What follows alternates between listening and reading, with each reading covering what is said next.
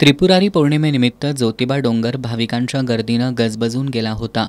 ज्योतिबा, यमाई देवी, चोपडाई देवी, महादेव, नंदी, काळभैरवाच्या नावानं चांगभलच्या जयघोषात त्रिपुरारी पौर्णिमा सोहळा उत्साहात संपन्न झाला। मंदिरात सकाळी पाद्यपूजा, काकड आरती, मुखमार्जन या विधींनंतर मंगलपाठ झाले। अभिषेकावेळी केदार स्तोत्र, केदार कवच यांचं पठण झालं।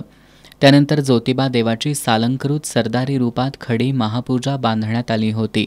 त्रिपुरारी पौर्णिमेनिमित्त रात्री पालखी सोहळा झाला। रात्री 8:30 वाजता उंट, घोडे, वाजंत्रींच्या लवाजम्यासह पालखी सोहळा निघाला। त्रिपुरारी पौर्णिमेनिमित्त मंदिराचे शिखर दीपमाळा प्रज्वलित करण्यात आल्या।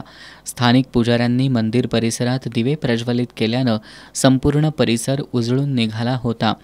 शिखर, दगडी दीपमाळा, सदर, दगडी ओवरीवर दीप प्रज्वलित करत दीपोत्सव साजरा करण्यात आला। ज्योतिबाचं दर्शन घेण्यासाठी आणि दीपोत्सव पाहण्यासाठी आलेल्या भाविकांनी मंदिर परिसर फुलून गेला होता।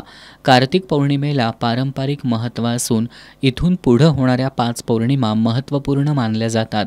5व्या पौर्णिमेला ज्योतिबा देवाची चैत्र यात्रा असते।